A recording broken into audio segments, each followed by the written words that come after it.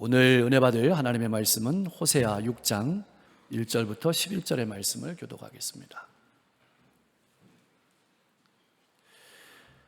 오라 우리가 여호와께로 돌아가자. 여호와께서 우리를 찢으셨으나 도로 낫게 하실 것이요 우리를 치셨으나 쌤어 주실 것임이라.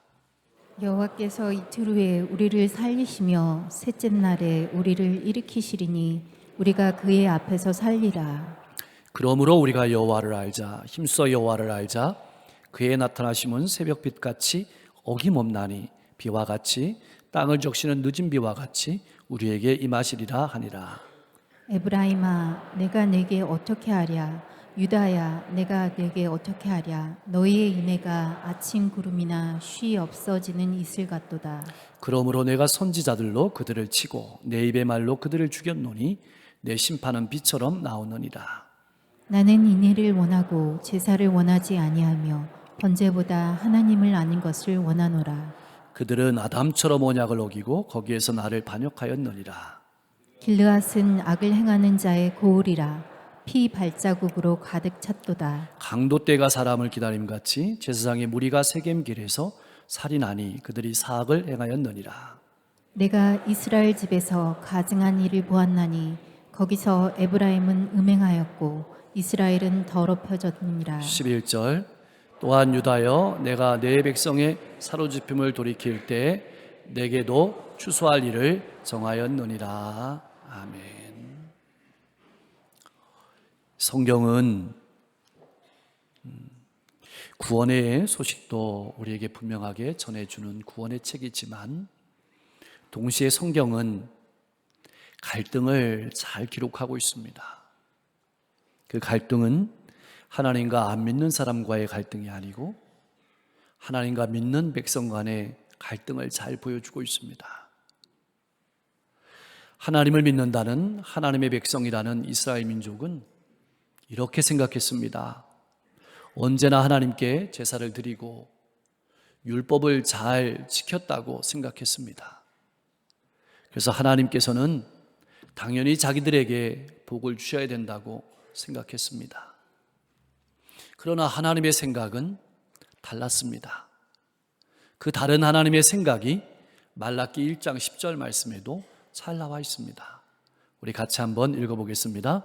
만군의 여호와가 이르노라 너희가 내 제단 위에 헛되이 불사르지 못하게 하기 위하여 너희 중에 성전문을 닫을 자가 있었으면 좋겠도다.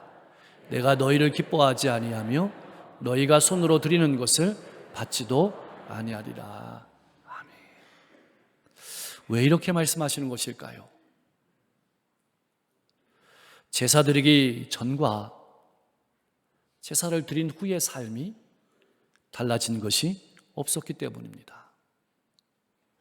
제사를 드리고 삶으로 돌아가서는 제사 드리기 전과의 삶과는 전혀 다를 바가 없었기 때문입니다. 이것이 하나님과 하나님의 백성들 사이의 갈등이었습니다. 이스라엘 백성들은 우리가 제사를 잘 드렸으므로 하나님이 복을 주셔야 된다고 생각하고 하나님께서 너희가 언제 제사를 잘 드렸느냐고 반문하시는 겁니다. 사랑하는 성도 여러분, 나의 삶은 어떻습니까? 예배 드리기 전과 예배 드린 후의 나의 삶은 어떻게 다릅니까? 나도 이스라엘 백성처럼 생각하며 살아가고 있지는 않습니까? 그렇게 살아가는 이스라엘 백성들에게 선지자는 이렇게 호소합니다. 첫 번째로 여호와께 돌아가자. 이 말씀은 하나님이 어떤 분이신지 알고 회개하자는 말씀입니다. 여러분, 우리가 왜 하나님께 돌아가야 되는 것일까요? 하나님만이 우리를 싸매시고 하나님만이 우리를 고치시고 하나님만이 우리의 죄를 사하시고 하나님만이 우리를 일으키실 수 있기 때문입니다. 신명기 32장 39절은 하나님께서 자신을 이렇게 말씀하셨습니다. 같이 한번 고백합니다. 이제는 나 곧 내가 그인 줄 알라. 나 외에는 신이 없도다. 나는 죽이기도 하며 살리기도 하며 상하게도 하며 낫게도 하나니 내 손에서 능히 빼앗을 자가 없도다. 아멘. 죄를 심판하시기 위해서 하나님이 찢으신 것을 치료할 것은 어디에도 없습니다. 죄의 결과로 말미암아서 질병도 죽음도 우리에게 왔습니다. 그 질병을 치료하실 분도 그 죽음을 극복하시고 생명을 주실 분도 오직 하나님만이 하실 수 있다는 얘기입니다. 하나님께서는 예수 그리스도 안에서 우리를 살리시는 분입니다. 우리의 죄악을 씻으시고 우리의 고통과 아픔을 싸매시고 생명을 얻는 길은 오직 예수 그리스도밖에 없음을 알아야 합니다. 예수님의 보혈만이 깨끗하게 하는 것입니다. 그렇게 하나님께로 돌아올 때 2절 말씀에 보니까 우리가 그의 앞에 살리라 이렇게 고백하고 있습니다.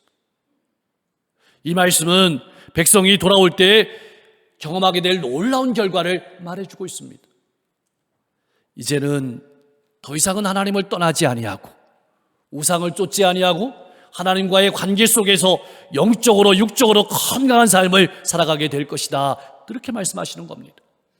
우리도 마찬가지입니다. 하나님께 돌아오면 낫게 하십니다. 싸매어 주십니다. 우리를 통해서 놀라운 일들을 이루어 가시는 겁니다. 혹 하나님을 떠났다가 돌아오신 분 있습니까? 참 잘 오셨습니다. 두 번째로 여호와를 알자라고 권면합니다. 이것을 두 번이나 반복했습니다. 하나님께로 돌아가자는 한 번 말씀하셨는데 여호와를 알자는 두 번 말씀했습니다. 이 말씀은 무슨 말일까요? 회개하는 일도 중요하지만 회개하고 난 이후에 하나님의 말씀을 따라 살려고 몸부림치는 일은 더욱 중요하다는 얘기입니다. 구원받는 일도 중요하지만 구원받은 하나님의 자녀로 하나님을 알아가며 살아가는 것은 그것보다 훨씬 중요한 일이라고 말씀하고 있는 겁니다. 이스라엘 백성들이 왜 넘어졌을까요? 힘이 없어서 능력이 없어서가 아닙니다. 하나님을 알지 못한 까닭입니다. 우리도 신앙생활에서 왜 넘어지게 되는 것일까요? 왜 실족하게 되는 것일까요? 그것도 같은 이유입니다. 우리는 넘어지게 되면 우리 자신을 찌릅니다. 나는 못난이라고 찌르고 그리고 낙심하고 절망할 때가 많습니다. 그러나 성경은 이렇게 말하고 있습니다. 하나님을 알지 못하기 때문이다. 오늘날 한국교회가 숫자는 많지만 영향력이 없는 이유도 하나님을 알지 못하기 때문입니다. 그래서 힘써 하나님을 알자라는 말은 하나님을 알기 위해서 쫓아가자, 하나님을 알기 위해서 몸부림치자, 여기에 우리의 힘과 노력을 경주하자, 그런 말입니다. 사랑하는 성도 여러분, 신앙의 자유와 행복은 바로 하나님을 아는 데 있다는 것을 잊지 마십시오. 그래서 예수님께서 자기를 따라오는 무리를 향해서 요한복음 8장 32절에서 이렇게 말씀했습니다. 우리 같이 한번 읽어보겠습니다. 진리를 알지니 진리가 너희를 자유케 하리라. 진리가 누구입니까? 예수님입니다. 예수님만이 우리를 자유케 하는 분입니다. 예수님만이 우리의 기쁨이 되시는 분입니다. 성경은 어떤 책입니까? 그리스도 예수 안에서 하나님께서 자신이 어떤 분이신지를 가슴을 열어서 우리에게 보여주신 책입니다. 나는 얼마나 말씀을 따라 살려고 몸부림치며 살아가고 있습니까? 그런 하나님의 백성들에게 하나님께로 돌아오고 하나님을 알기 위해서 몸부림치는 백성들을 향해서 이렇게 말씀하고 있습니다. 그의 나타나심은 새벽빛같이 어김없나니. 다시 말하면 하나님의 은혜와 은총은 확실하다, 분명하다, 그렇게 말씀하시는 겁니다. 하나님의 뜻대로 살려고 몸부림치는 자에게, 백성에게 하나님께서는 자신을 드러내시고 하나님의 은총을 부으시는 것은 틀림없는 일이다, 그렇게 말씀하시는 겁니다. 두 번째로 회개하는 백성에게, 하나님께 돌아오는 백성에게, 하나님을 알려고 힘쓰는 백성들에게 빛이 오면 어둠이 물러가는 것처럼 오랫동안 메말라 있던 그들의 심령을 촉촉하게 적셔주신다. 그들의 영혼이, 그들의 모든 삶이 풍성하게 될 것이라는 말씀이 이 말씀 가운데 들어있는 겁니다. 그러므로 하나님께로 인생을 돌이키고 하나님을 알려하고 그 뜻대로 살려고 몸부림치십시오. 하나님께서 은총을 베푸시고 풍성한 삶을 살아가게 하실 줄로 믿습니다. 그런데 말입니다, 하나님의 백성들은 끊임없이 하나님께서 선지자를 통해서 말씀을 외쳤지만 그 하나님의 음성에 귀를 기울이지 않았습니다. 소기의 경일기였습니다. 인생의 매를 맞으면서도 깨닫지 못하고 고집을 부렸습니다. 신앙의 고집이 얼마나 무서운지 모릅니다. 자기 방법대로 자기의 길로 걸어가고 말았습니다. 그렇게 자기 뜻대로 자기 마음대로 제 길을 고집하며 걸어가는 하나님의 백성을 바라보시는 하나님 아버지의 간절한 마음이, 사랑이 담긴 신음소리가 4절의 말씀입니다. 이렇게 표현하고 있습니다. 내가 내게 어떻게 하랴? 어떻게 해주면 되겠느냐? 그걸 2번씩이나 말합니다. 내가 내게 어떻게 하랴? 아무리 설득해도 듣기를 거부하는 자녀를 향해서 다시 하나님은 마음을 잡으시고 사랑으로 설득하시는 음성이 이 음성입니다. 하나님의 한력 없는 사랑의 표현입니다. 내게는 이러한 하나님의 음성이 들립니까? 왜 하나님께서 이렇게 울면서 탄식하면서 말씀하시는 것일까요? 이스라엘 백성들의 사랑이, 이스라엘 백성들의 신앙이 아침 구름 같기 때문입니다. 쉬 없어지는 이슬과 같기 때문입니다. 무슨 말일까요? 입술로는 하나님을 사랑하고 이웃을 사랑한다고 말하고 때로는 사랑하는 것처럼 보이지만 쉽게 마음이 변해버립니다. 조금만 마음에 맞지 않으면 그만둡니다. 마치 아침 이슬처럼 빨리 사라져버리는 삶이었습니다. 나의 신앙생활은 어떻습니까? 아침 구름과 안개와 같은 삶은 아닙니까? 하나님께서는 그런 그들을 선지자들로 치고 이렇게 표현하고 있습니다. 여러분, 친다는 말은 채석장에서 사용되는 언어입니다. 채석장에 가면 돌을 가르게 되죠. 다시 말하면 하나님의 말씀, 선지자들의 입을 벌려서 하나님의 심판을 선포하는데 그 말씀은 그들의 가슴을 도려내는 것과 같은 견딜 수 없는 고통이었다는 것입니다. 그리고 그 말씀대로 반드시 이루어진다는 겁니다. 하나님의 심판은 태양이 떠오르는 것이 확실한 것처럼 택하신 백성의 모든 삶이 밝히 드러나게 될 것이라고 말씀하고 있는 겁니다. 왜 하나님께서는 말씀대로 그들을 치셨을까요?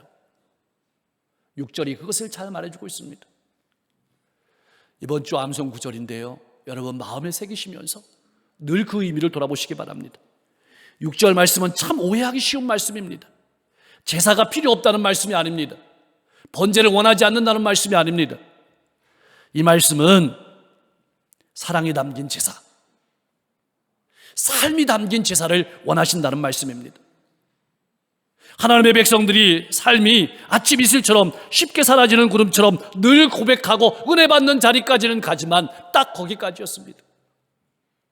하나님 앞에 삶으로 드리는 예배가 없었던 것입니다.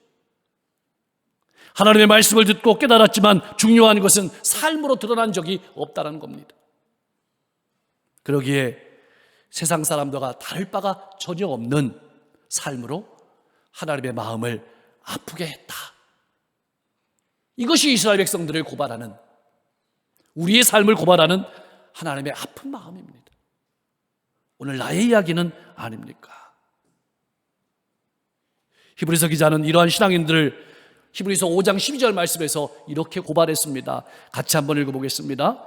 때가 오래되었으므로 너희가 마땅히 선생이 되었을 터인데 너희가 다시 하나님의 말씀의 초보에 대해서 누구에게서 가르침을 받아야 할 처지이니 단단한 음식은 못 먹고 젖이나 먹어야 할 자가 되었도다. 아멘. 여러분, 젖은 기간되면 떼야 됩니다. 근데 매년 젖을 먹고 있다면 부모의 마음이 어떻겠습니까? 사랑하는 성도 여러분, 제사의 진정한 목적은 무엇일까요? 여러분은 어떻게 알고 있습니까? 많은 이스라엘 백성들은 제사의 목적을 죄의 형벌을 감하는 걸로 알고 있었습니다. 용서에 초점을 두었습니다. 근데 제사의 목적은 거기에 있는 것이 아닙니다. 다시는 죄를 짓지 말라는 것입니다. 죄의 결과가, 죄의 고통이 너무나도 크기 때문에 죄를 짓지 말라고 하는 겁니다. 그래서 제사를 드리면서 죄에 대해서는 이를 갈아야 합니다. 그런데 말입니다, 하나님의 백성들이라는 사람들은 제사를 드려서 속죄를 받을 수 있다는 생각으로 죄를 쉽게 지어버렸습니다. 다음에 제사 때 가서 또 동물을 잡으면 되지. 그런 신앙들을 향해서 울면서 하시는 말씀이 오늘 본문의 말씀입니다. 하나님이 진정으로 원하시는 예배는 하나님을 사랑하고 이웃을 사랑하는 삶으로 하나님께 예배하는 것입니다. 오늘 이 시간 나의 예물은 무엇입니까? 헌금은 드렸는데 다른 사람의 마음을 아프게 하고 이 자리에 나와 있지 않습니까? 아내의 마음을, 남편의 마음을, 부모의 마음을, 자녀의 마음을, 이웃의 마음을 아프게 하고 상하게 하고 이 자리에 나와 있지 않습니까? 그러한 나를 향해 우시는 아버지의 음성이 오늘 본문 말씀입니다. 7절에서 9절 말씀은 교회가 어떤 곳인지를 잘 말해주고 있습니다. 여러분, 교회의 본질은 살리는 곳입니다. 교회는 보호해 주는 곳입니다. 7절, 8절, 9절 말씀에 나오는 장소는 길르앗과 세겜이라는 장소는 억울하게 고통받은 사람들을 보호해 주는 것입니다. 지켜주는 것입니다. 그런데 생명을 구원해야 될 제사장들이 오히려 생명을 죽이는 장소가 되었다고 표현하고 있습니다. 무슨 말일까요? 어떤 제사장이 사람을 칼로 죽일까요? 이것은 은유적인 표현입니다. 제사장들이 하나님의 말씀을 바로 전하고 바른 삶을 살아가면 성도들의 삶이 살아나지만, 제사장들이 인간의 소리를 하고 엉뚱한 소리를 하면 바로 이것이 사람을 죽이는 것이 되는 겁니다. 살인이 다른 것이 아닙니다. 영혼을 죽이면 살인이 되는 겁니다. 11절의 추수는 하나님의 심판을 가리키는 말입니다. 추수라는 말은 좋은 말입니다. 그런데 여기서 추수는 하나님의 심판, 하나님의 추수를 가리킵니다. 갈라디아서 6장 7절 말씀은 분명하게 선포하고 있습니다. 스스로 속이지 말라. 하나님은 업신여김을 받지 아니하신다. 여러분, 하나님은 속지 않으신다는 얘기입니다. 사람이 무엇으로 심든지 그대로 거두리라. 여러분, 우리가 받은 구원은 절대 공짜가 아닙니다. 값없이 은혜로 받았지만 그건 예수의 피값을 주고 사신 절대 공짜 구원이 아닙니다. 그 값을 찾으시는 겁니다. 예수님께서 나를 위해서 자신의 몸을 찢어주셨듯이 내 몸을 찢어서 다른 사람들에게 나누어주는, 다른 영혼을 살리는 사람이 그리스도인입니다. 다시 한번 일어나십시오. 하나님을 아는 사랑이 충만한 예배자의 삶을 살며 인생의 추수 때 남는 것이 있는 인생이 될 수 있기를 소망합니다. 사랑하는 성도 여러분, 이스라엘 백성들은 입술로는 하나님께 돌아가자, 하나님께 돌아가자 선자들이 외치면 그렇게 말하면서 모이기는 힘썼습니다. 어쩌면 더 많이 모였습니다. 더 많은 제사를 드렸습니다. 더 많은 제물을 드렸습니다. 더 많은 말씀이 선포되었는지 모릅니다. 그러나 말씀을 듣고 은혜를 받는 것으로 끝나고 말았습니다. 예배당에서의 삶으로 끝나고 말았습니다.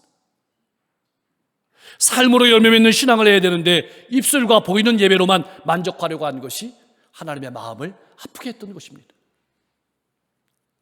오늘날 어쩌면 우리도 이스라엘 백성들과 마찬가지로 그럴 수 있습니다. 예배당을 밟는 것으로 하나님께 영광을 돌렸다고 만족하며 살아가는 것은 아닌지 살펴보아야 합니다. 혹 헌금을 드리고 성경 공부를 했다고 신앙생활 잘한다고 자부하고 있는 것은 아닌지 살펴보아야 합니다. 이쯤 되면 나는 복을 받아야 되는 사람이라고 생각하고 있는 것은 아닌지 살펴보아야 합니다. 지금 한국교회는 엄청난 위기를 맞이하고 있습니다. 많은 사람들이 숫자가 줄어간다고, 숫자가 줄어드는 것도 분명히 문제입니다. 그러나 그것은 본질적인 문제는 아닙니다.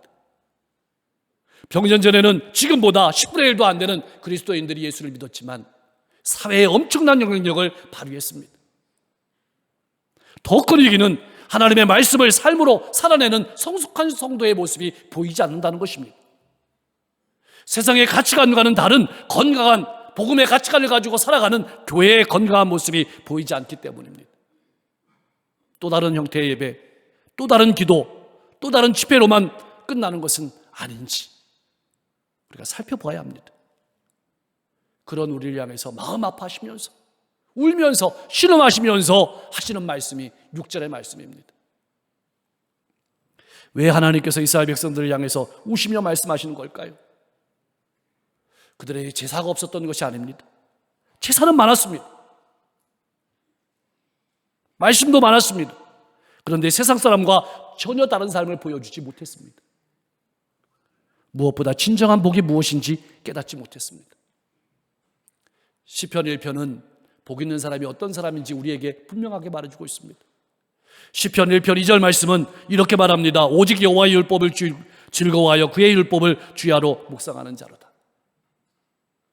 하나님의 말씀을 즐거워하고 그 말씀대로 순종하며 살아가는 것이 성도의 진정한 복입니다. 본질적인 복입니다. 예수님께서는 산상설교에서 복이 무엇인지 이렇게 말씀했습니다. 심령이 가난하고 애통하고 온유하고 의에 줄이고 목마르고 긍휼히 여기고 마음이 청결한 자가 복이 있다.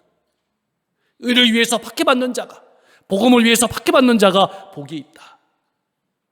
사랑하는 성도 여러분, 내가 생각하는 복은 어떤 복입니까? 나의 삶은 믿지 않는 사람과 어떻게 다릅니까? 내가 생각하는 복과 세상 사람들이 생각하는 복은 어떻게 다릅니까? 자녀가 성공하고 사업이 잘 되고 명예를 얻고 높은 지위에 올라가는 것이 복입니까? 그렇다면 세상 사람들과 똑같을 것입니다. 순서를 바로 해야 합니다. 분명히 아십시오. 물론 물질적인 축복과 건강의 축복도 당연히 받아야 합니다. 그러나 그 모든 것은 하나님을 잘 섬김으로 따라오는 결과가 되어야 되지 그것 자체가 목적이 되면 안 됩니다. 하나님이 원하시는 것을 알고 하나님의 뜻을 따라 살려고 몸부림쳐야 합니다. 그런 일주일의 피투성이의 삶이 우리의 재물이 되어야 하고 그것을 자녀에게 보여줘야 합니다. 그것만이 우리가 사는 길이고 이 땅의 교회들이 살아나는 길입니다. 꼭 기억하십시오. 온전한 도덕적 윤리적 삶은 살아도 되고 안 살아도 되는 선택이 아닙니다. 그것은 성도가 반드시 살아내야 될 사회적인 책임입니다. 하나님께서는 지금 우리가 그런 삶을 살아내기를 원하시는 겁니다.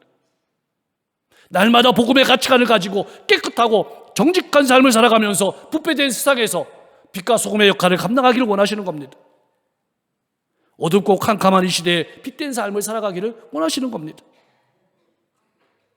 그래서 우리가 예배드리러 나올 때 그러한 몸부림이 가득한 삶의 열매들을 가지고 나와서 제물로 드려야 하는 겁니다. 이런 제물일 겁니다. 하나님, 말씀을 듣고 사랑하려고 했는데 수학이 들다가 내려놨어요. 용서하라고 갔는데 가다가 돌아왔어요. 용서하려고 입을 떼려는데 입이 안 떨어져요. 이게 우리의 제물일 겁니다. 그럼 하나님이 마음을 만지시는 겁니다. 생각을 만지시는 겁니다. 기적을 일으키시는 겁니다. 그래서 하나님의 능력으로 되는 겁니다. 그것이 우리 성도가 보여줘야 될 삶의 모습입니다.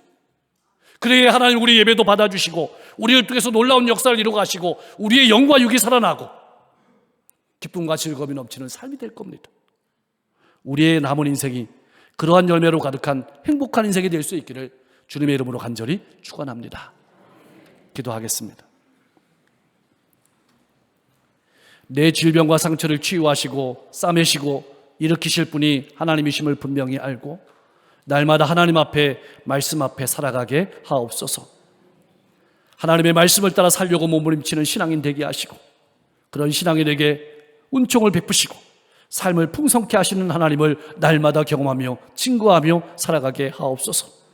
이웃을 사랑하며 살리는 신앙인 되게 하시고 하나님의 생명의 말씀을 전하며 살아가는 하나님 앞에 서게 되었을 때 부끄러울 것이 없는 인생이 되게 하옵소서. 하나님 나라와 뜻을 구하며 주님께서 자신을 찢어서 우리에게 주셨던 것처럼 나를 희생해서 다른 사람을 살리는 빛과 소금의 사명을 잘 감당하게 하시고 마지막 날에 남는 것이 있는 인생이 되게 하옵소서. 새로운 6월을 열어주셔서 감사합니다. 하나님께서 우리에게 기회를 주셨습니다. 우리 성도들이 기도하고 계획하는 모든 일들이 하나님의 뜻 가운데서 풍성한 열매를 맺게 하옵소서. 특별히 나라와 민족을 위해 헌신한 이들의 수고와 헌신을 우리가 잊지 않게 하시고, 우리도 지역과 민족과 시대를 위해서 수고하고 헌신할 수 있도록 역사해 주옵소서.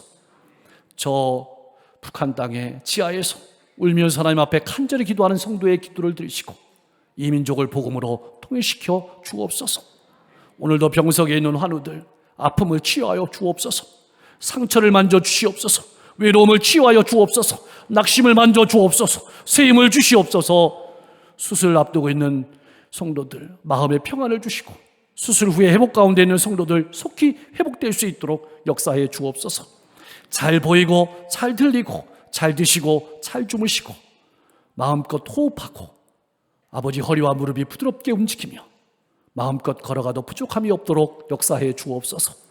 교회 안과 교회 밖의 사역들을 통해서 이 지역과 시대의 수많은 영혼들이 주님께 돌아오게 하시고, 교육부 여름 사역을 통해서 우리 영혼들이 다음 세대가 더욱더 건강하게 설 수 있도록 축복해 주시고, 이 어려운 시대의 시정을 이끄시고 나라와 민족을 이끄는 시장님 또 대통령과 모든 위정자들이 하나님을 두려워하고 국민을 존경하고 상세기 정치를 할 수 있도록 역사해 주시며, 도민체전 또 다가오는 강릉세계합창대회가 잘 이루어질 수 있도록 축복해 주시기를 소망합니다. 전쟁의 요속이 그치고 평화가 찾아오게 하시고, 아버지 하나님 세계 열방 가운데 복음이 흥황하게 하시고 성도들의 삶으로 하나님께 영광 올려드릴 수 있도록 역사해 주시며, 오늘도 힘들게 외롭게 고단한 가운데 복음을 들고 한 영혼 한 영혼에게 다가가시는 선교사님들의 발걸음을 통해서 수많은 영혼이 주님께 돌아오게 하여 주시옵소서. 예수님의 이름으로 간절히 기도하옵나이다.